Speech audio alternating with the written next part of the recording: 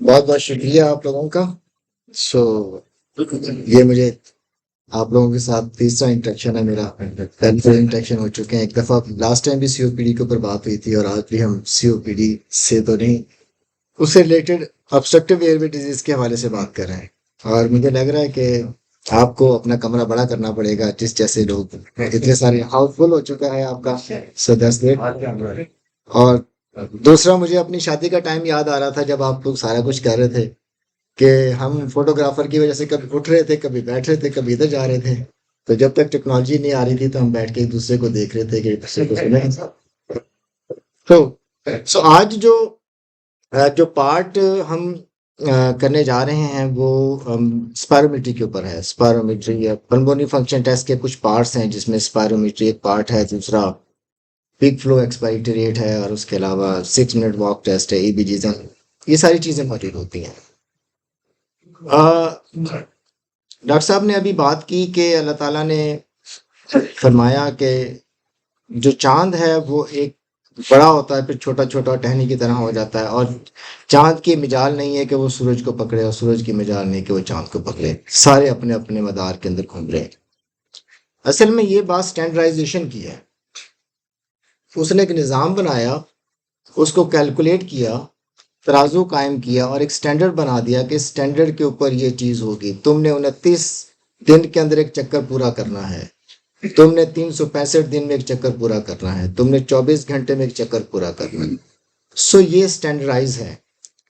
Spirometry की अहमियत सबसे बड़ी ये है कि मैं एक मरीज को देखता हूं और मैं कहता हूं कि मिस्टर एक्स की तबीयत बहुत ख़राब है।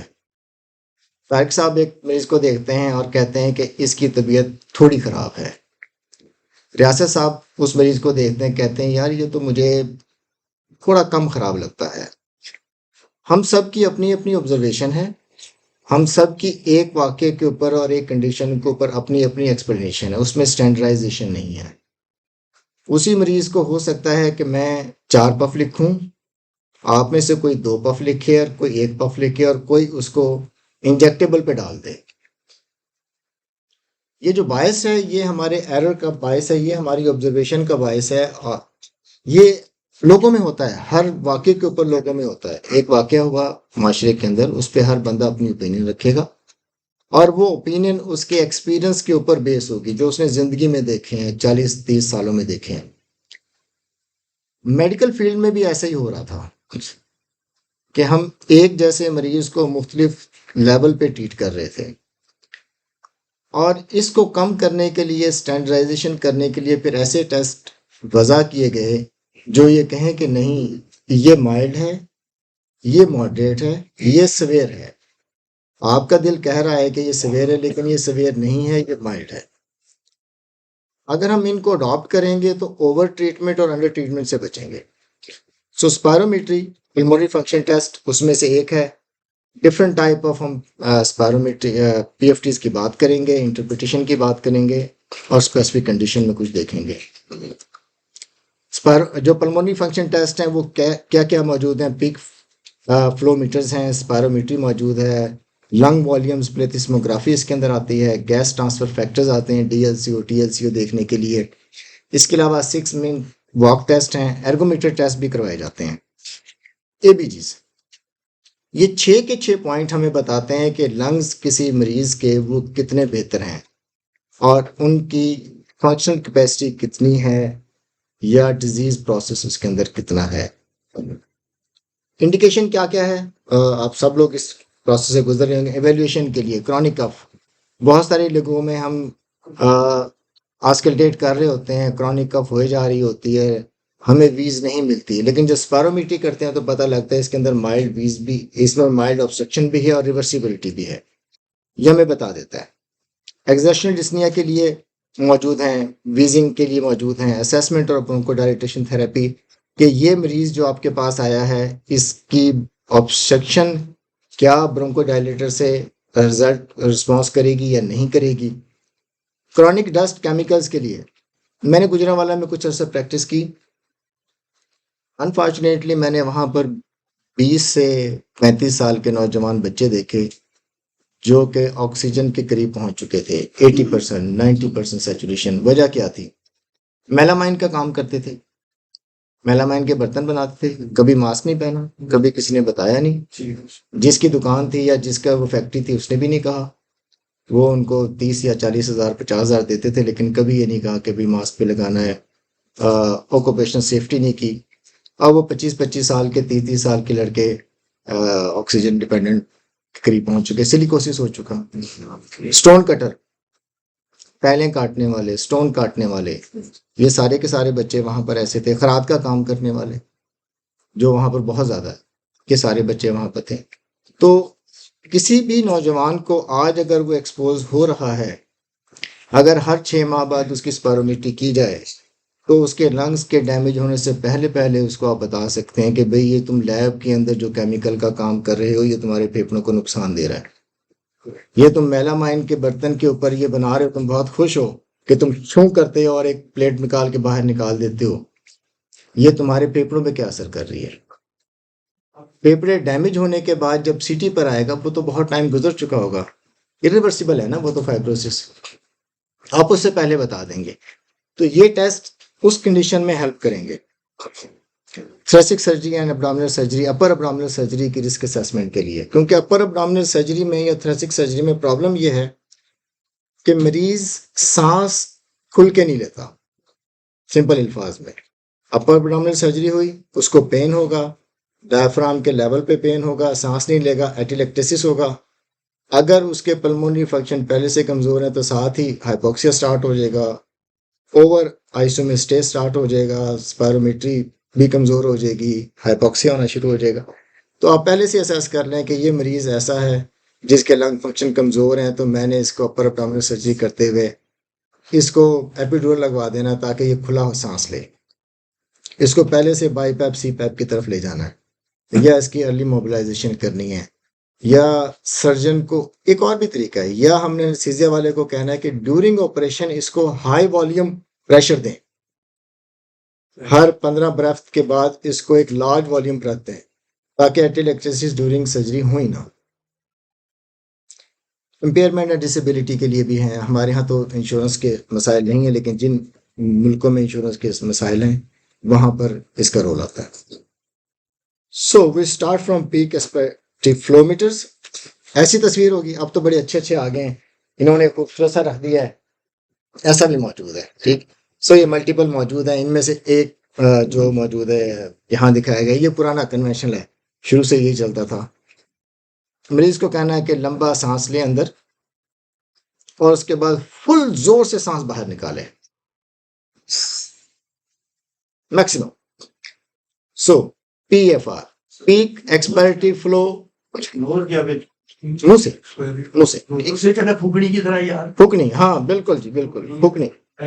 जैसे आप गुब्बारे भरते हैं ना, जोर से गुब्बारा भरना है, ऐसे गुब्बारा भरने वाली जोर से हवा निकालनी है उसने, और जितनी हो सकती है उतनी निकालनी है। असल में ये पीक एक्सपायरेटरी फ्लो रेट है, ये वॉल्यूम को नहीं बताता, ये सिर्फ ये बताता है कितनी जोर से आपने हवा बाहर निकाली, उसका रेट क्या, स्पीड क्या थी हवा की। इंटरप्रेट कैसे करना है, 80 to 100% ऑफ प्रिडिक्टेड है, ग्राफ मिलता है साथ लोगों का, हाइट वेट और एज के लिहाज से इसकी कितने लीटर होनी चाहिए, उससे कंपेयर करना। 80 to 100% है तो बेस्ट नॉर्मल, 3 दफा करना है। ठीक, 3 दफा करना है, जो सबसे ज्यादा जिसमें है उसको आपने ले लेना है कि this is the best normal. दूसरा येलो, 50 to 80, अगर प्रिडिक्टेड जो कैलकुलेटेड है उसका 50 to 80% किसी का पीक एक्सपायरेटरी फ्लो रेट है तो वो येलो में आ रहा है। रेड, जिस पे प्रॉब्लम है वो लेस देन 50 है, तो 50, 80 and above 80 you can remember it के ये रेड जोन्स हैं।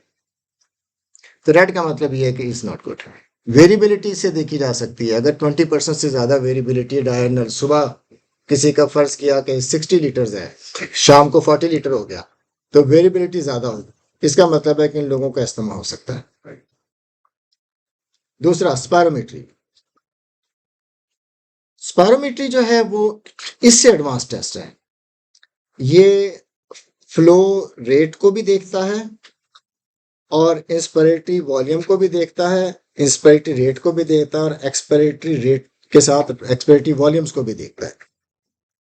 सो डायग्नोसिस ऑफ सीओपीडी के लिए, अस्थमा के डायग्नोसिस के लिए, सीवियरिटी के लिए, प्रोग्रेशन के लिए और स्क्रीनिंग के लिए, ये सारी चीज़ें स्पायरोमीटर से हम देख सकते हैं। आज किसी की FEV1 फर्ज किया कि 3 लीटर्स है और 1 साल के बाद वो 2.5 लीटर पे आ रहा है, तो कोई ऐसा प्रोसेस है उसकी इंटरस्टिशियल लंग डिजीज का या सीओपीडी का जो कि उसको कम करे जा रहा है और रैपिडली डिक्लाइन करे जा रहा है। IRD में ये किसी भी प्रोग्रेशन तो हर डिजीज की होगी, वो ILD की भी होगी, COPD ठीक है, सीओपीडी में भी होगी, ब्रोंकिटिस के भी होगी, neuromuscular disorder, multiple motor neuron disease, GB syndrome, myasthenia gravis, जिन जिन डिजीज में, क्योंकि स्पायरोमेट्री, ये वाली जो स्पायरोमेट्री है वो आपको लंग्स के वॉल्यूम को बता रही है, एयरवे के नैरोइंग को बता रही है।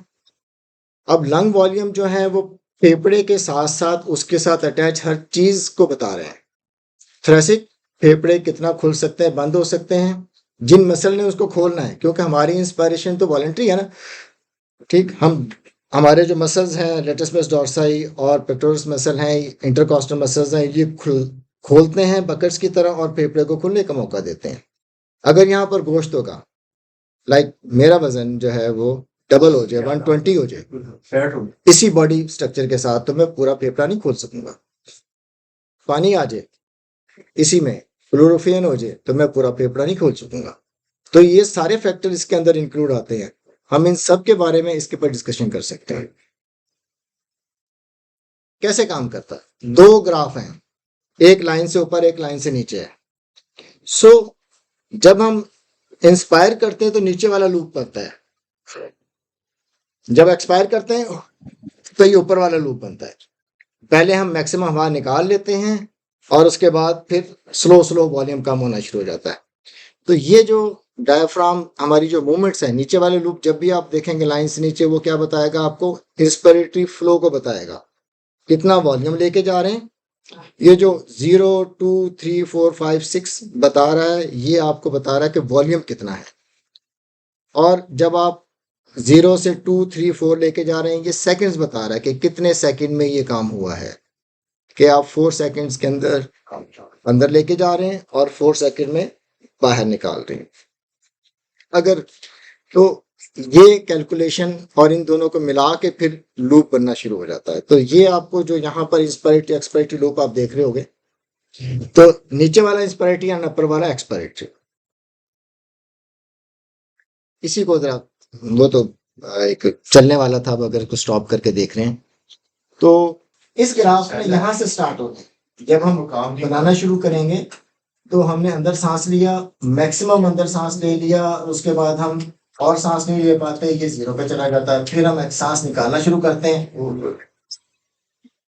तो पहले ज्यादा हमने सांस निकाल दिया है और उसके बाद जो वॉल्यूम है वो कम होता गया और ये लूप, ये हमारा एक्सपायरेटरी लूप है। जोर से सांस बाहर निकाला, बहुत सारी एयर निकलना शुरू हुई और उसके बाद उसे आप ज्यादा एयर बाहर नहीं निकाल सकते, फिर वॉल्यूम जो है वो कम होना शुरू हो गया, बस टाइम इज पासिंग। सो ये इंस्पिरेटरी एक्सपिरेटरी फ्लो रेट है। इस लूप को समझना इसलिए जरूरी है कि ये बीमारियों को बताते हैं। जहां इंस्पिरेटरी प्रॉब्लम होगी ये लूप इफेक्ट होगा, जहां एक्सपिरेटरी प्रॉब्लम होगी ये लूप इफेक्ट होगा, जहां वॉल्यूम की प्रॉब्लम होगी वॉल्यूम कम हो जाएगा, जहां नैरोइंग होगी टाइम का फर्क आ जाएगा। यही चीज जब आप स्पायरोमेट्री देख रहे होते तो आपको नजर आती है। FVC सबसे ऊपर लिखी होती है, ये प्रिडिक्टेड है जितनी पेशेंट ने परफॉर्म की, और मशीन कैलकुलेटर बता देती है कि ये उसका कितने % है। FEV1 लीटर्स में 2.67 लीटर्स इसकी प्रिडिक्टेड है, इस पेशेंट की इतनी होनी चाहिए थी, हाइट, वेट और एज और जेंडर के लिहाज से। पेशेंट ने परफॉर्म की इतने लीटर और वो इसका 30% है, ये रेशो है। FEV1 ओवर FVC ये रेशो है। ये पहले 3 पैरामीटर हैं जो 90% केसेस में इस्तेमाल होते हैं। जब भी आप स्पायरोमेट्री देखेंगे तो उसमें जिन पैरामीटर पर आपने गौर करना है वो पहले 3 पैरामीटर्स हैं। उसके बाद भी पैरामीटर्स हैं जैसे कि मिड फ्लो वॉल्यूम्स हैं 25 से 75 तक। अगर मैं इसको वापस लाऊं, इसको यहाँ के बाद जो ये पार्ट है, जब हम हवा निकालते हैं, असल में जो यहाँ तक पार्ट है, दिस वन, ये वो हिस्सा है जो हमारे लार्ज एयरवेज से हवा निकालने को बताता है। Trachea, main bronchus, lobar bronchus and some sort of segmental bronchus. यहाँ तक जो हम हवा अपनी निकाल देते हैं, वो लोगों के अंदर सब लोग हम 1 सेकंड के अंदर निकाल देते हैं। लेकिन उससे आगे भी तो हवा मौजूद है, रेस्पिरेटरी ब्रोंक्यूल में मौजूद है, टर्मिनल ब्रोंक्यूल में मौजूद है, एल्वोलाई में मौजूद है। वो वाला जो हिस्सा है हम यहाँ तक निकालते हैं, और उसके बाद जो पीछे वाली हवा बच जाती है वो उससे भी आगे की जारी होती है। तो कुछ बीमारियां ऐसी हैं जिनके बारे में आजकल कंसर्न आ गया है कि यहाँ पर भी प्रॉब्लम है। डिस्टल टू सेगमेंटल ब्रोंक्यूल, क्योंकि 20 डिविजन्स हैं।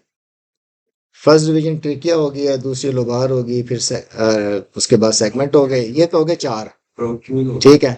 तो 4 से 6 तक तो बात आ गई, 6 से लेकर आगे तक जाने में 14 डिविजन्स और हैं। वो 14 डिवीजन जो है वो यहाँ से हवा निकालती हैं। उनके अंदर हवा तो थोड़ी होती है निकालने से, क्योंकि वो रिजर्व ज्यादा रखती हैं। बट इसके बारे में सीओपीडी में बड़ी इंपॉर्टेंट बात हो रही है कि आपके जो छोटे मीडियम साइज जो एयरवेज हैं, स्मॉल एयरवेज हैं, वो भी इसमें इफेक्ट हो रहे हैं। उनको देखने के लिए यहाँ पर है। सो हाँ हाँ, हम आते हैं इस पे। आपके सवाल का जवाब मैंने रखा हुआ है, संभाल के रखा हुआ है, एक स्लाइड में है। सो ये जो मिड फ्लो वॉल्यूम्स हैं, इनके ऊपर एक कंसर्न स्टार्ट हो गया कि सीओपीडी के लोगों में ये सबसे पहले इफेक्ट हो जाते हैं। हो सकता है कि ये सारी चीजें नॉर्मल हो, लेकिन सिर्फ मिड फ्लो वॉल्यूम्स खराब हो जाए। सो गाइडलाइन में अभी तक मिड फ्लो वॉल्यूम्स ऐड नहीं हुई, but there is a huge data coming from last 7 to 8 years। So possibly लगता ये है कि आने वाले 1 या 2 साल के अंदर आप इसको भी पढ़ना शुरू कर देंगे, तो पढ़ने के लिए एक और सब्जेक्ट ऐड हो जाएगा। ये भी सारी एबनॉर्मल है। हाँ जी, ये सारी एबनॉर्मल है, पर जस्ट फाइन के ऐसे ही है, बिल्कुल you are right. So FEV1 force expiratory, जो टर्मिनोलॉजी इस्तेमाल हुई है उसके अंदर FEV1 force expiratory volume in 1 second. 1 second में जोर से मैंने कितनी हवा निकाली, पहले सेकेंड में कितनी हवा बाहर निकाली, that is FEV1 force expiratory volume, force vital capacity, ठीक है। टोटल जितनी भी हवा निकाली टोटल, वो 1 सेकेंड नहीं, वो 4, 5, 6 सेकेंड, 8 सेकेंड में जितनी भी निकाली वो फोर्स वाइटल कैपेसिटी। फिर रेशो आ जाती है इसकी, टोटल हमारे लंग वॉल्यूम जितने इसके अंदर आ जाते हैं। वाइटल कैपेसिटी, आप जो है वो वाइटल कैपेसिटी सांस लेने के बाद volume of the full breath exhale in the patient on time and not force, ठीक, कि मरीज सिंपली कितना सांस बाहर निकालता है, जितना मैक्सिमम हवा वो बाहर निकाल पाता है उसे वाइटल कैपेसिटी कहते हैं। फिर FEV6 आई। बहुत सारे मरीजों को जब हम कहते हैं कि जोर से सांस बाहर निकालो अम्मा जी, वो कहती हैं अम्मा जी जोर दिखाओ, जोर दिखाओ, नहीं होता है। उसे कहते हैं अम्मा जी करें, जैसे आप सांस ले सकते हैं वो करें, वो करेगी।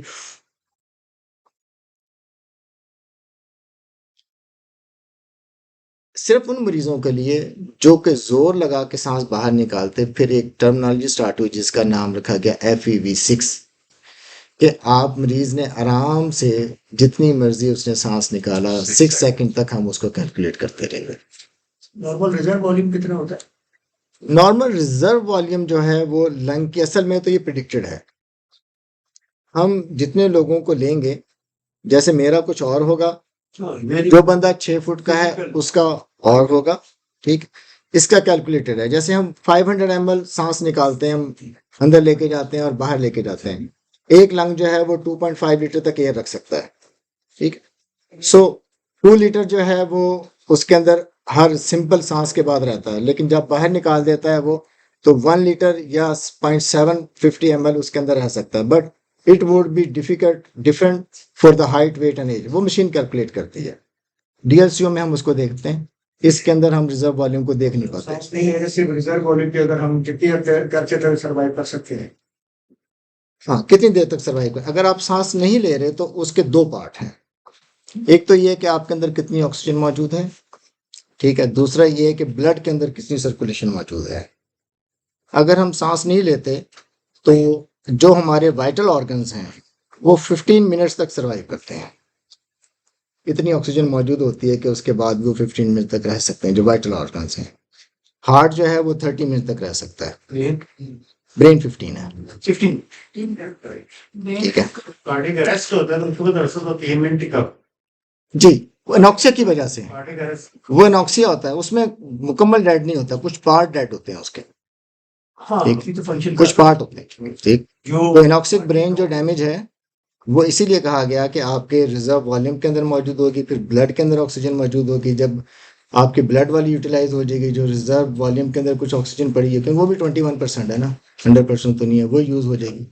फिर आपके सेल्स हैं, सेल्स जो हैं, सेल के अंदर एंड जो मेटाबॉलिज्म है वो उसमें जो दूसरा एक तो एनारोबिक पाथवे पे कन्वर्ट हो जाएगा, बिल्कुल फिर लैक्टिक एसिडोसिस होगा, फिर वो फैलेंगे, फिर वो डिस्ट्रॉय होंगे। तो ये कैस्केड है जो चलता है। वाइटल कैपेसिटी में एक्सपिरेटरी वाले भी शामिल है। किसमें? वाइटल कैपेसिटी में वाइटल कैपेसिटी में, जी बिल्कुल, एक्सपिरेटरी वॉल्यूम शामिल है। सो एज, हाइट और इसके लिहाज से FEV1 नॉर्मल कितनी होगी? 80% होनी चाहिए प्रिडिक्टेड, जितनी हाइट, वेट और एज के लिहाज से हो। FVC 80% हो, रेशियो है 0.7 से ज्यादा हो। कैटेगराइजेशन कैसे करनी है? ऑब्स्ट्रक्शन कब होगी? जब ratio FEV1 over FVC ratio 0.7 से कम हो तो ऑब्स्ट्रक्शन होगी, रेशो, पहला पॉइंट। अगर FEV1 उसके बाद 80% से ज़्यादा है तो माइल्ड है। अगर आप सिंपली, वहाँ हमने 50-80 की बात की थी, जी जी यहाँ पर हम 30, 50 और 80 की बात करेंगे। लेस देन 30 है तो वेरी सिवियर होगी, 30 से 50 है तो सिवियर होगी, 50 से 80 के दरमियान में है तो मॉडरेट होगी, और ग्रेटर देन 80 चली जाएगी तो माइल्ड हो जाएगी।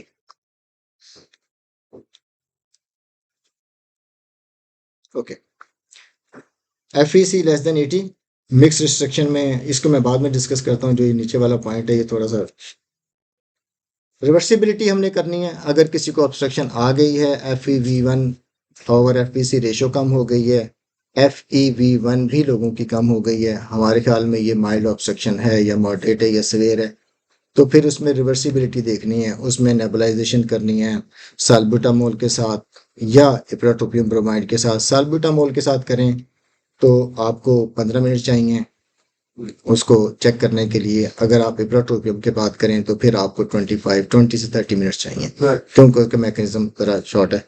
तो ये 30 मिनट चाहिए, 30 से 45 मिनट चाहिए जब आप इप्राटोपियम ब्रोमाइड एंटी मस्क्रिनिक यूज़ करें उसकी रिवर्सिबिलिटी चेक करने के लिए। रिवर्सिबिलिटी का क्राइटेरिया जो है 200 ml से ज़्यादा जाना चाहिए FEV1 को या FVC को, ये दोनों इसमें इंक्लूड हो चुकी हैं। या 12% से ज़्यादा इंप्रूवमेंट आ जाए, दोनों की इंप्रूवमेंट आ जाए तो फिर हम इसे कहेंगे रिवर्सिबिलिटी है। अगर ऐसा ना हो तो फिर रिवर्सिबिलिटी नहीं है। इसी चीज़ को दोबारा बताया गया कि अगर हम देखना शुरू करें तो आपने रेशो देखनी है। रेशो 70 से ज़्यादा है तो दो ऑप्शंस हो सकती हैं रेशो। अगर वो 70% से ज़्यादा है या 70 से ज़्यादा है, या तो पेशेंट नॉर्मल है या उसको रिस्ट्रिक्शन है। सर आपके लिए, अब हम आपके जवाब की तरफ आ रहे हैं।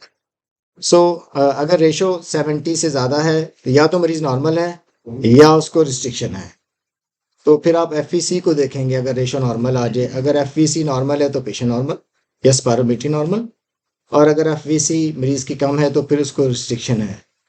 रिस्ट्रिक्शन की फिर आगे रीजंस आ जाती हैं कि इंट्राथ्रेसिक है या एक्स्ट्राथ्रेसिक है। इंट्राथ्रेसिक है या तो मरीज को पानी है या इंटरस्टिशियल लंग डिजीज है। अगर एक्स्ट्राथ्रेसिक है तो फिर न्यूरोमस्कुलर वीकनेस, पोलियो हो गया, GB हो गया, बंदा मोटा हो गया, स्पाइन के मसले आ गए, वो मूव नहीं कर पा रहा, माइस्थीनिया ग्रेविस हो गया, एंकाइलोजिंग स्पॉन्डिलाइटिस हो गया, नसली टूट गई, इनमें से किसी भी वजह से वो सांस नहीं ले पा रहा। ऑब्स्ट्रक्शन में जो ग्राफ को अगर हम देखना चाहें, नॉर्मल ग्राफ ऐसा है, ऑब्स्ट्रक्शन में उसका कुब निकल आएगा, कनकेव प्लेट बन जाएगी। जब आप इस ग्राफ के अंदर जो ये नजर आ रहा है, ये प्लेट नजर आना शुरू हो जाए, तो आप सिर्फ देख के कह देंगे कि यार इसको ऑब्स्ट्रक्शन जरूर मौजूद है। नॉर्मल वुड बी स्ट्रेट, ठीक। सो जैसे बच्चे जब स्लाइड लेते हैं तो जैसे उसमें कुब निकला होता है, जब कुब निकला होता है आप समझ जाएं कि ये ऑब्स्ट्रक्शन है, राइट। ठीक। सो अगर रैंप की शक्ल में हो तो फिर नहीं है। स्फीयर ऑब्स्ट्रक्शन में वॉल्यूम भी कम हो जाएगा और कर्व भी आ जाएगा, ठीक है जी।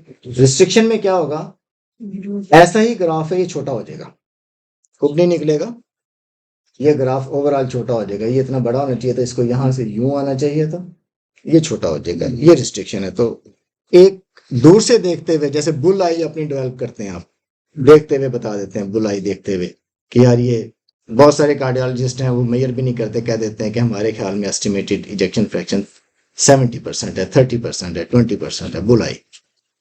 इस तरह हम भी डेवलप कर चुके हैं कि भाई जिसमें ये कनकेव आ गया, ये छोटा हो गया, कनकेव आ गया, स्फीयर है, ये ऑब्स्ट्रक्शन है, and that is restriction.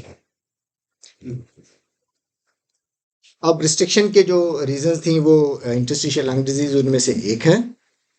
Extensive disorder chest wall के, जैसे हम बात कर रहे थे, प्लूरल डिजीज हो गई, चेस्ट वॉल डिजीज हो गई, न्यूरोमस्कुलर डिसऑर्डर्स हो गए। अभी हम बातों बातों में ये बता चुके हैं तो मैं इस पे ज्यादा टाइम नहीं लगाऊंगा। ज्यादा तो नहीं हो गया? नहीं, फर्स्ट क्लास वर्कशॉप भी करना। अच्छा, ओके, 10 मिनट में शॉर्ट करता हूँ। सो ऑब्स्ट्रक्शन में सिंपल चीजें ये हैं कि रेशो कम होगी 0.7 से, FeV1 भी कम होगी और FVC नॉर्मल होगी, तो ये ऑब्स्ट्रक्शन है।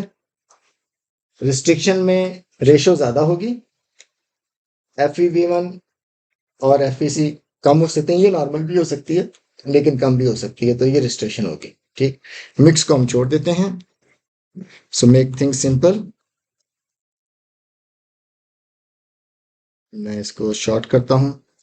ये एक बच्चा था 45 इयर्स का नौजवान, जो कि मैकेनिकल वेंटिलेशन पे रहा, और इसकी स्पायरोमीट्री ऐसी आई। इस स्पायरोमीटर में आप देखोगे, जो मैंने आपको कुछ चीजें पहले बताई थी, 3 बताए थे, एक जिसका हाँ ये हमने भी बताया था कि हाँ इनहेल भी कम है और एक्सहेल भी कम है, एक बात। दूसरा भी मैं आपको बता के गया हूँ कि ऐसा होगा, अगर उसमें ये आ जाए तो ऑब्स्ट्रक्शन होगी, अगर ये छोटा हो जाए तो रिस्ट्रिक्शन होगी, लेकिन ये बात नहीं बताई कि जब ऐसा आ जाए तो फिर क्या होगा, ठीक। सो इसके अंदर मरीज ने सांस लेना शुरू हो गया, फौरन कट ऑफ हो गया, सांस बाहर निकालना शुरू हुआ, सडन कट ऑफ हो गया, जो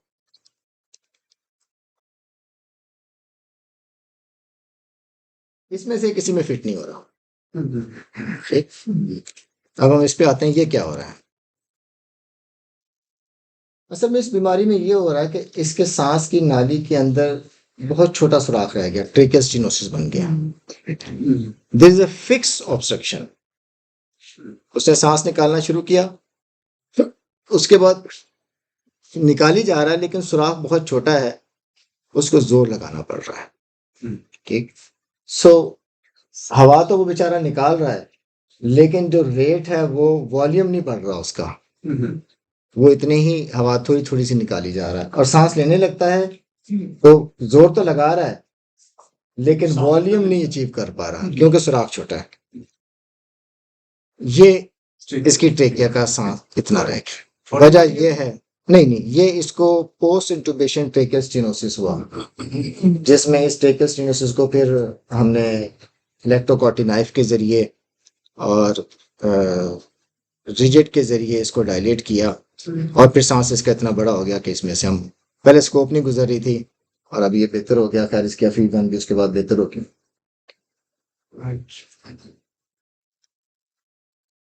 दिस इज व्हाट।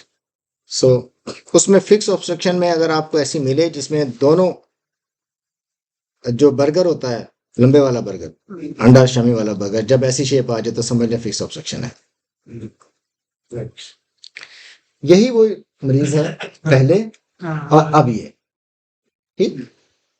अब इसका वो ग्राफ बनना शुरू हो गया कि इसने लंबा सांस लिया और इस तरह बाहर सांस निकाला और वो सीधा निकाल।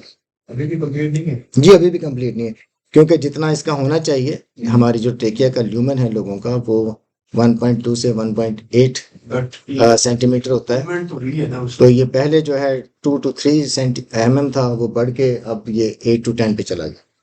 ठीक, इसी तरह जो इसके अगर आप FEV1 को देखेंगे तो पहले बेचारा 850 ml निकाल रहा था। ठीक, अब जो FEV1 देखेंगे तो वो 300, ठीक है, 3020 निकाल रहा है।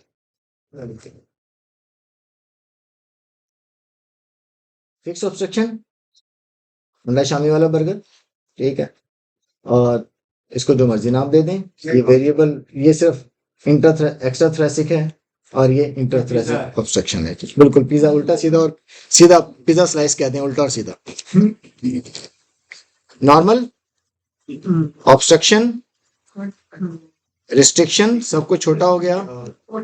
और so just come out again, मैं इसको पोस्ट करता हूँ। ये नॉर्मल होगा, ये नॉर्मल ऑब्स्ट्रक्शन, सब कुछ छोटा हो गया, रिस्ट्रिक्शन बुलाई के लिए, और ये फिक्स ऑब्स्ट्रक्शन, टेकस्टिनोसिस। ठीक है, अब ऐसी स्पायरोमेट्रीज भी आपके सामने आती हैं। ऐसी आएगी, यहां से शुरू हुआ, तंबू बन गया, यहां से शुरू हुआ और उसके अंदर जिगजैग ECG बन गई। एक आया और उसके बाद दोबारा ऊपर जाके फिर नीचे आ गया, एक आया और यहां पर खत्म हो गया। ये सारे के सारे आर्टिफैक्ट्स हैं।